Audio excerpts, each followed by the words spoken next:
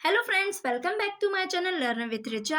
आज हम कक्षा 10वीं साइंस के चैप्टर 4 कार्बन एवं उसके यौगिक के बारे में पढ़ेंगे।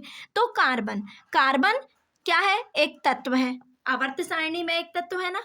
इसको किससे प्रदर्शित करते हैं? सी से। कार्बन का परमाणु क्रमांक कितना होता है? Atomic number. तो ये कितना होता है? 6 होता है। कितना होता है? 6। अब यदि हम इसको इस कक्षा में, है ना, इलेक्ट्रॉनिक विन्यास हम एक परमाणु कक्षा में रखें तो किस तरह से ये क्या हुआ? नाभिक। ठीक है ना। अब ये हो गई पहली कक्षा और ये हो गई क्या? दूसरी कक्षा। तो पहली कक्षा में कितने इलेक्ट्रॉन आएंगे? पहली कक्षा में 2 इलेक्ट्रॉन आएंगे। क्या आएंगे? 2। अब बचे कितने? 4 इलेक्ट्रॉन। तो यहाँ कितने इलेक्ट्रॉन आ जाएंगे? 4 इलेक्ट्रॉन आ जाएंगे। तो इसका इलेक्ट्रॉनिक विन्यास क्या हुआ? कार्बन का परमाणु क्रमांक 6, इलेक्ट्रॉनिक विन्यास पहली कक्षा में 2, दूसरी कक्षा में 4। अब इसको अपना अष्टक पूर्ण करने के लिए कितने इलेक्ट्रॉन चाहिए है? 4 इलेक्ट्रॉन चाहिए है। कितने इलेक्ट्रॉन चाहिए? 4 इलेक्ट्रॉन, है ना। तो किसी परमाणु को अपना अष्टक पूर्ण करने के लिए जितने इलेक्ट्रॉनों की आवश्यकता होती है ना, वही क्या कहलाती है? संयोजकता कहलाती है। या ये नहीं है कि कोई इलेक्ट्रॉन दे या ले, है ना। ये होगा कि कोई परमाणु कोई परमाणु क्या कर रहा है? इलेक्ट्रॉन दे रहा है, तो जितने इलेक्ट्रॉन दे रहा है वो उसकी क्या हो जाएगी? संयोजकता हो जाएगी। या कोई परमाणु कितने ले रहा है? जितने इलेक्ट्रॉन ले रहा है वह उसकी क्या हो जाएगी? संयोजकता होगी। और संयोजी कोष क्या कहलाता है? किसी परमाणु के बाह्यतम कक्षा जो होगी वही उसकी क्या होगी?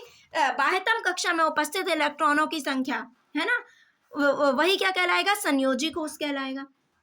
अब संयोजकता तो आप संयोजकता अर्थात किसी परमाणु के को अपना अष्टक पूर्ण करने के लिए या स्थायित्व प्राप्त करने के लिए जितने इलेक्ट्रॉनों की आवश्यकता होती है ना, या तो वो देके पूरा करेगा या लेके स्थायित्व प्राप्त करेगा, वही क्या कहलाएगी? संयोजकता। अब जैसे अपन बात करते हैं, ये कार्बन है, इसको कितने इलेक्ट्रॉन चाहिए? 4 इलेक्ट्रॉन, है ना। क्योंकि कितने इलेक्ट्रॉन हो जाए? 4 और हो जाए तो 8 हो जाएंगे। लेकिन हमें 8 इलेक्ट्रॉन चाहिए है, तो उस 8 इलेक्ट्रॉन के लिए वो क्या करेगा? बराबर 4 इलेक्ट्रॉन और चाहिए है, तो कोई तो 4 इलेक्ट्रॉन दे नहीं देगा। तो अब ये क्या करेगा? साझेदारी करेगा। क्या करेगा? साझेदारी। फॉर एग्जाम्पल, यदि हम एक बॉल खरीदना चाहते हैं, ठीक है ना, वो कितने रुपए की आती है? 8 रुपए की आती है। ठीक है, तो 8 रुपए की आ रही है। एक लड़की सीता, उसके पास 4 रुपए हैं, और दूसरी लड़की है गीता, उसके पास भी कितने रुपए हैं? 4 रुपए हैं। तो वो क्या करेंगे? दोनों अपने 4 रुपए इकट्ठे कर लेंगे और एक गेंद ले आएंगे। तो पार्टनरशिप हुई ना। तो इसी तरह से ये जो कार्बन है वो भी क्या करेगा? साझा करेगा, है ना।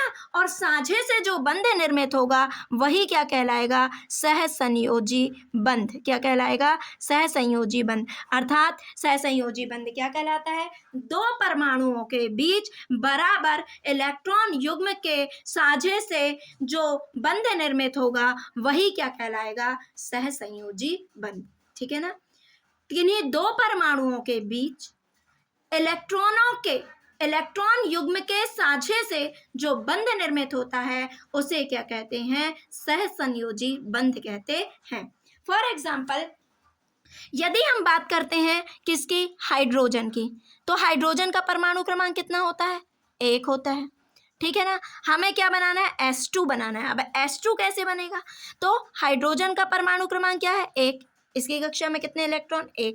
अब दूसरा जो हाइड्रोजन है इसमें भी कितने इलेक्ट्रॉन है? 1। लेकिन इसको स्थायित्व प्राप्त करने के लिए कितने इलेक्ट्रॉन चाहिए? एटलीस्ट कम से कम 2 इलेक्ट्रॉन तो होना चाहिए।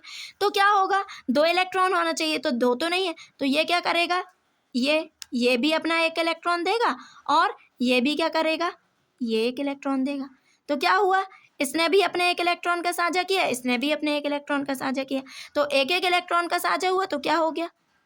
एक सिंगल बॉन्ड बनेगा और क्या बन गया? H2, है ना। तो ये साझे से जो इलेक्ट्रॉन युग्म निर्मित हुआ है ये क्या कहलाएगा? है ना। तो किन्हीं 2 परमाणुओं के बीच समान संख्या में या बराबर संख्या में इलेक्ट्रॉन युग्म की साझेदारी क्या कहलाएगी? इलेक्ट्रॉन युग्म की साझेदारी से जो बंध निर्मित होगा वो क्या कहलाएगा? सहसंयोजी बंध कहलाएगा। अब जैसे अपन बात करते हैं किसके?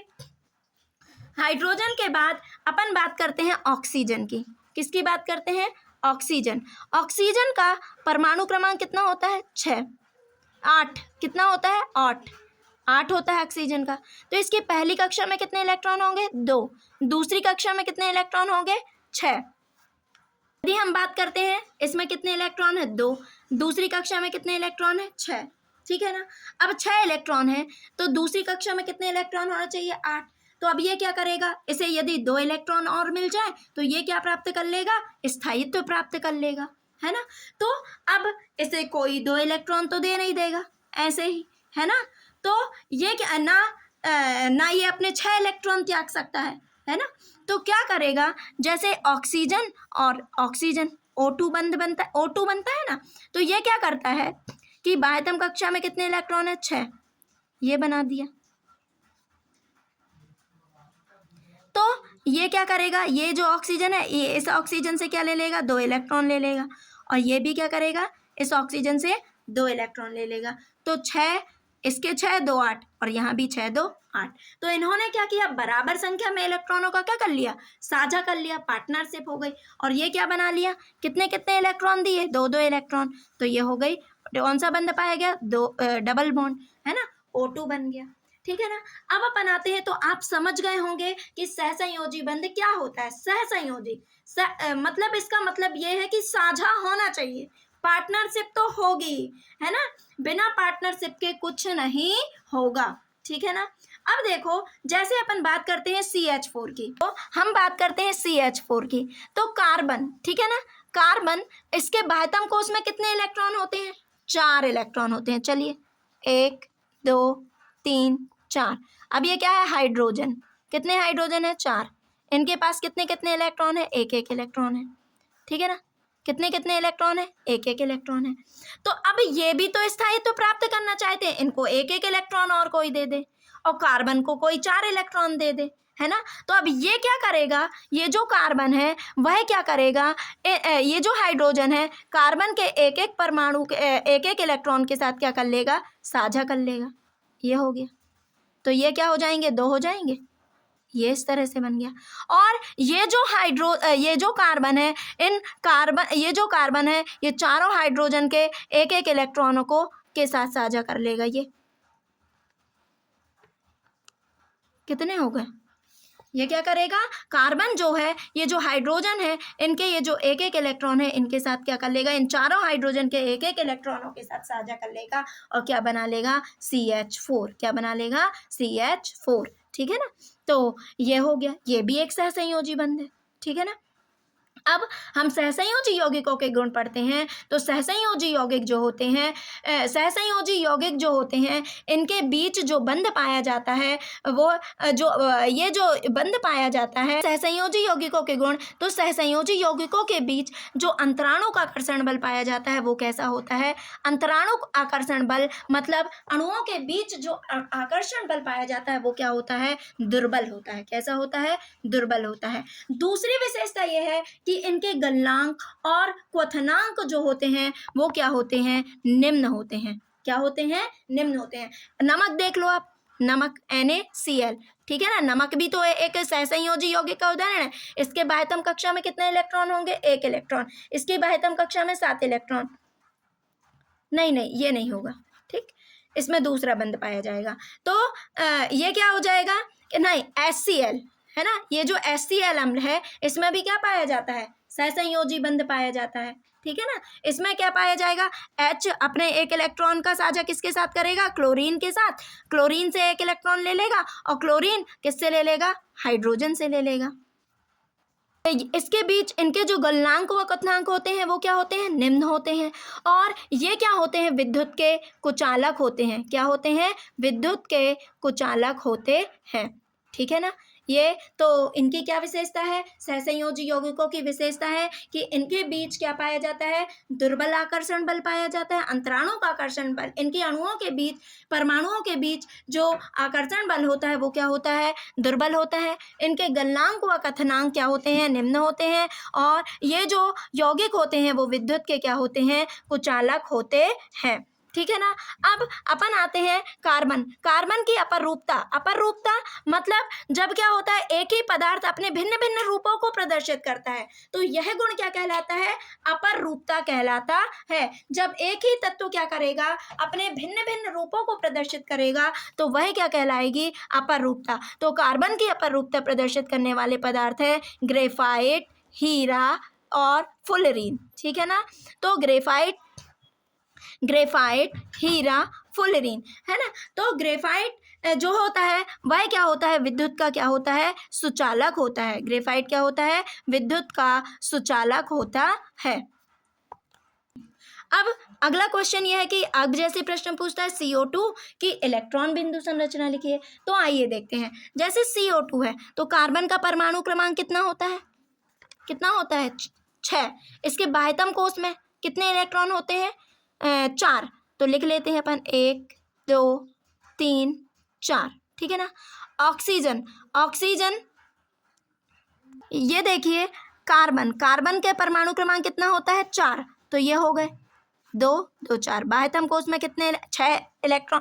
कार्बन का परमाणु क्रमांक 6 होता है, इसके बाह्यतम कोश में 4 इलेक्ट्रॉन होते हैं, है ना। अब मैंने ये सिंगल सिंगल ना लिख के डबल डबल क्यों लिखा, क्योंकि ऑक्सीजन को 2 2 इलेक्ट्रॉनों की जरूरत पड़ेगी, है ना। कितने, 2 2, तभी तो वो साझा कर पाएंगे। तो ऑक्सीजन, ऑक्सीजन का परमाणु क्रमांक कितना होता है, कितना होता है, 6 8। इसके बाह्यतम कोश में कितने इलेक्ट्रॉन होते हैं, 6। तो ये देखिए, ठीक, ये हो गए। अब ये ऑक्सीजन क्या करेगा, इससे 2 इलेक्ट्रॉनों को साझा कर लेगा, और यहाँ से भी ऑक्सीजन क्या करेगा, 2 इलेक्ट्रॉनों को साझा कर लेगा। और ये जो कार्बन है ये इनसे, दोनों ऑक्सीजन से 2 2 इलेक्ट्रॉनों को साझा कर लेगा। इस तरह ये क्या बन जाएगी, कार्बन डाइऑक्साइड की इलेक्ट्रॉन बिंदु संरचना। अब आपको ये तो पता होगा कि कार्बन डाइऑक्साइड का फॉर्मूला क्या होता है, CO2 होता है। अब इसको कैसे लिख सकते हैं, कितने कितने इलेक्ट्रॉनों का साझा हुआ, 2 2। तो ये डबल बॉन्ड हो गया, ये हो गया, ठीक। तो इस तरह से क्या हो जाएगी, ये होगी CO2 की इलेक्ट्रॉन बिंदु संरचना। ठीक है। अब हम आगे की ओर बढ़ते हैं, हाइड्रोकार्बन की ओर। किसकी ओर, हाइड्रोकार्बन। तो हाइड्रोकार्बन क्या कहलाते हैं, तो हाइड्रो, नाम से स्पष्ट है, हाइड्रो आने हाइड्रोजन और कार्बन, तो हाइड्रोजन और कार्बन से मिलकर बने यौगिक क्या कहलाते हैं, हाइड्रोकार्बन कहलाते हैं। क्या कहलाते हैं, हाइड्रोजन और कार्बन से मिलकर बने यौगिक हाइड्रोकार्बन कहलाते हैं। तो हाइड्रोकार्बन 2 तरह के होते हैं, संतृप्त हाइड्रोकार्बन और असंतृप्त हाइड्रोकार्बन। क्या होते हैं, संतृप्त हाइड्रोकार्बन और असंतृप्त हाइड्रोकार्बन। तो संतृप्त हाइड्रोकार्बन के अंतर्गत आते हैं, क्या आते हैं, एल्केन। क्या आते हैं, एल्केन। और असंतृप्त हाइड्रोकार्बन के अंतर्गत आते हैं एल्कीन और एल्काइन। क्या आते हैं, एल्कीन और एल्काइन। ठीक है ना। तो संतृप्त हाइड्रोकार्बन वे हाइड्रोकार्बन होते हैं जिनके मध्य, जिनमें कार्बन कार्बन परमाणु के मध्य क्या पाया जाता है, सिंगल बॉन्ड अर्थात एकल बंध पाया जाता है। क्या पाया जाता है, एकल बंध पाया जाता है। तो वे हाइड्रोकार्बन जिनमें कार्बन कार्बन परमाणु के मध्य एकल बंध पाया जाता है उन्हें संतृप्त हाइड्रोकार्बन कहते हैं। और असंतृप्त हाइड्रोकार्बन वे हाइड्रोकार्बन जिनमें कार्बन कार्बन परमाणुओं के मध्य इस डबल बॉन्ड या द्विबंध या त्रिबंध पाया जाता है। अब यहाँ पर समस्या ये हो गई, द्विबंध कहाँ पाया जाता है और त्रिबंध कहाँ पाया जाता है। तो द्विबंध जो है वह एल्कीन में पाया जाता है और त्रिबंध एल्काइन में पाया जाता है। तो वे असंतृप्त हाइड्रोकार्बन जिनके मध्य डबल बॉन्ड पाया जाता है, द्विबंध पाया जाता है, वे एल्कीन कहलाते हैं। या वे असंतृप्त हाइड्रोकार्बन जिनके मध्य ट्रिपल बॉन्ड या त्रिबंध पाया जाता है, वे क्या कहलाते हैं, एल्काइन कहलाते हैं। ठीक है ना। अब एल्केन, एल्केन का सूत्र क्या होता है, हम जब हाइड्रोकार्बन बनाएंगे इनका फॉर्मूला होता है CnH2n। क्या होता है, CnH2n + 2। क्या होता है, CnH2n + 2। एल्कीन है ना, इनका फॉर्मूला होता है CnH2n क्या होता है CnH2n, और एल्काइन का होता है CnH2n-2, क्या होता है CnH2n-2, ठीक है ना। अब हम बात करते हैं, ये जो n है वो क्या बताता है, तो n बताता है संख्या। n का मान हम 1 भी रख सकते हैं, 2 भी रख सकते हैं, 3 भी रख सकते हैं, 4 भी रख सकते हैं, ठीक है ना। तो जब हम n का मान 1 रखेंगे, है ना, n का मान क्या रखेंगे 1, तो देखिए क्या हो जाएगा, c 1 रखेंगे तो 1, तो 1 अच्छा नहीं लगेगा, c ही लिख देते हैं। h 2 एकम 2, है ना, 2 गुणित 1 धन 2, तो क्या आ जाएगा c h 2 एकम 2 धन 2 कितना हो जाएगा 4, CH4। इसको क्या बोलेंगे एल्केन, तो इसको एन प्रत्यय लगना चाहिए। कौन सा प्रत्यय एन, तो इसको बोलेंगे मेथेन, क्या बोलेंगे मेथेन। अब 2 रखोगे तो आ जाएगा क्या C2H, क्या आ जाएगा C2, 2 दूनी 4, 2 6, C2H6, इसको बोलेंगे एथेन, क्या बोलेंगे एथेन। अब 3 रखेंगे तो 3 दूनी 6, 2 8, तो ये हो जाएगा प्रोपेन, क्या हो जाएगा प्रोपेन। और 4 रखेंगे तो क्या हो जाएगा 4, H 4 दूनी 8, तो 10, प्रोपेन के बाद क्या आ जाएगा ब्यूटेन, क्या आ जाएगा ब्यूटेन। अब 5 रखेंगे C5, 5 दूनी 10, 2 12, ब्यूटेन, तो क्या हो जाएगा पेंटेन, क्या हो जाएगा पेंटेन। अब 6 रखेंगे C6, तो 6 दूनी 12, 2 14, तो क्या हो जाएगा हेक्सेन। आप अभी 6 अंक तक ही सीखिए, ठीक है ना, तो ये क्या हो जाएगा हेक्सेन, ठीक। अब तो इस तरह से कार्बन की संख्या देख के, अब यदि हमको इसकी संरचनाएं बनानी है, ठीक है ना, तो संरचनाएं बनानी है तो देखिए कैसे बनाते हैं। अब यहाँ जैसे CH4 है, ठीक है ना, मेथेन, ठीक, मेथेन का क्या होता है CH4, कितने कार्बन 1 कार्बन, हाइड्रोजन कितने 4, ये हो गया। इनके मध्य कितना बॉन्ड पाया जाता है सिंगल बॉन्ड, ये हो गया। इसकी बैलेंसी भी कितनी होती है 1 2 3 4, ये हो गए, ठीक, ये हो गया, ठीक, ये इस तरह से। अब एथेन क्या होता है एथेन, एथेन का सूत्र क्या होता है C2H6, कितने कार्बन 2 कार्बन, ये सिंगल बॉन्ड कितने 1 2 3, 1 2 3, H H H H H H 6 हो गए ना। देखो अब गिनो 1 2 3 4, 1 2 3 4, ये हो गए, ठीक, चतुसंयोजी यौगिक है ना कार्बन। अब प्रोपेन की बात करते हैं अपन, किसकी बात करते हैं प्रोपेन। प्रोपेन का क्या होता है C3H8, ठीक, तो C3 कितने कार्बन 3 कार्बन। अब जोड़ो जहाँ जहाँ हाइड्रोजन जोड़ सकती हो, तो ये हो गया, अपने आप ही इनकी संख्या बैलेंस हो जाएगी। 1 2 3 4, 1 2 3 4। हाँ, तो अपन को ये नहीं देखना कि बाजू वाले पड़ोसी को गिनने लगो, सिर्फ लेफ्ट राइट ऊपर नीचे, है ना, दाएं बाएं ऊपर नीचे, ये नहीं कि हम पड़ोसी वाले को गिनने चले जाएं, है ना। कार्बन की संयोजकता कितनी होती है 4, 1 2 3 4, 1 2 3 4, ये, ठीक। अब अपन आते हैं एल्कीन में, कहाँ आते हैं एल्कीन। तो एल्कीन की हम बात करते हैं, तो एल्कीन अब इसमें रखिए 1, तो ये जब अपन 1 रखेंगे तो क्या हो जाएगा C1H2।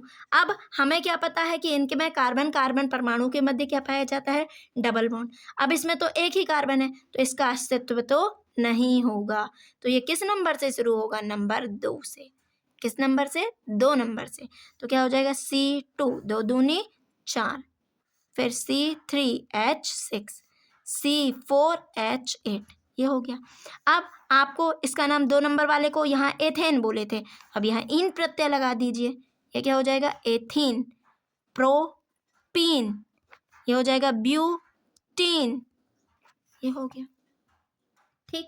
अब यहाँ पर क्या होता है डबल बॉन्ड पाया जाता है, तो डबल बॉन्ड के लिए हम क्या करते हैं, क्या पाया जाता है डबल बॉन्ड पाया जाता है यहाँ पर, ठीक है ना, ये पता चल गया। अब आपको डबल बॉन्ड पाया जाता है एथीन, इन प्रत्यय है ना, अपन कार्बन की इससे भी पहचान जाएंगे कि हाइड्रोजन कितने हो रहे हैं, दुगने हो रहे हैं, 2 से ज़्यादा हो रहे हैं, तो C2H4, ठीक है ना। एथीन की संरचना बनानी है, एथीन C2H4, कितने कार्बन, 2 कार्बन। इसमें कार्बन कार्बन के मध्य कितने बन, डबल बॉन्ड, है ना, 2 3 4, 2 3 4। आप ऊपर साइड भी बना सकते हैं। ये हो गया, ठीक। अब प्रोपीन कितने कार्बन, 3 कार्बन। आप किसी भी एक जगह डबल बॉन्ड लगा दीजिए, ठीक, क्योंकि हमको पता है प्रोपीन C3H6, 3 दूनी 6 दुगने कार्बन हाइड्रोजन होते हैं, ठीक है ना, C3H6, ठीक। तो C कहीं भी लगा दीजिए डबल बॉन्ड, तो ये लगा दिया मैंने, 2 3 4, 2 3 4, 1 2 3 4, ये हो गया, ठीक, हो गया 1 2 3 4 5 6, ठीक। अब अपन ब्यूटीन की देखते हैं, या पेंटीन की देख लो, ठीक है ना। तो पेंटीन, इसमें कितने होते हैं, C5, 5 दूनी 10, ठीक। पहचान भी कर लीजिए। सपोज मैम अभी तो आप अलग अलग बता रही हैं तो ऐसा हो गया, तो आपकी ये पहचान है कि दुगना हो रहा है हाइड्रोजन तो वो एल्कीन वाला है ना। दुगने से 2 अधिक हो रहा है तो एल्केन वाला है, दुगने से 2 कम हो रहा है तो एल्काइन वाला है, ठीक। तो C5 1 2 3 4 5। अब आप कहीं भी डबल बॉन्ड लगा लीजिए, ठीक है, बीच में लगाना है, यहाँ लगा लेती हूँ। ये कितने हो गए, 2 3, ऊपर बनाना है या नीचे जहाँ बनाना हो, 4, ये बना लिया मैंने। अब ये कितना है, 1 2 3 4। मैंने क्या कहा है, पड़ोसी को नहीं देखना है, सिर्फ दाएं बाएं ऊपर नीचे, ठीक। 2 3 4, ठीक, 1 2 3 4, 1 2 3 4, ये हो गया।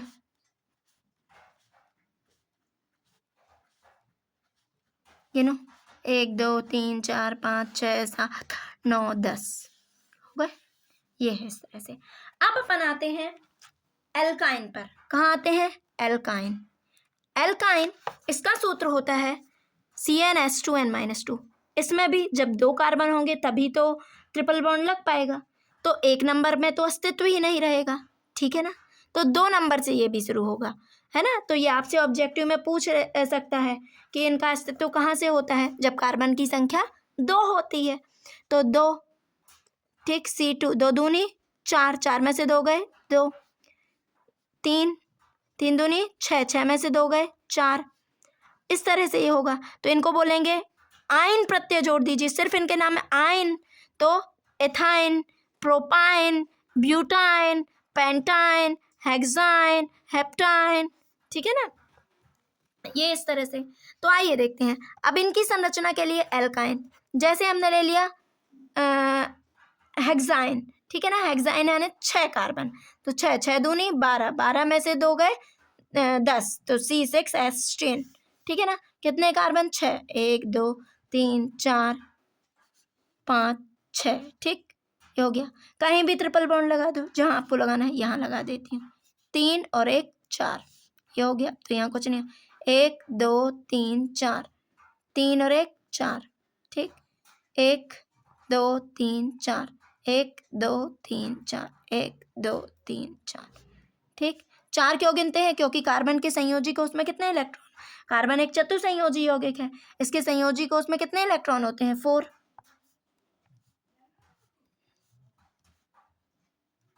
ये हो गया, गिन लो, 1 2 3 4 5 6 7 8 9 10, इस तरह से। तो आप इन प्रश्नों का अभ्यास कीजिए। आप सबसे पहले ये याद कर लीजिए, methane, ethane, propane, butane, pentane, hexane, ठीक है ना। और जब यहाँ एल्कीन के लिए रहेगा तो ईन प्रत्यय रहेगा, एल्काइन के लिए रहेगा तो आइन प्रत्यय रहेगा, एल्केन के रहेगा तो एन प्रत्यय रहेगा। आप इन प्रश्नों का अभ्यास कीजिए। आगे के टॉपिक पर हम नेक्स्ट वीडियो पर चर्चा करेंगे, और मेरे चैनल को लाइक शेयर एंड सब्सक्राइब करना मत भूलिए। Thank you for watching.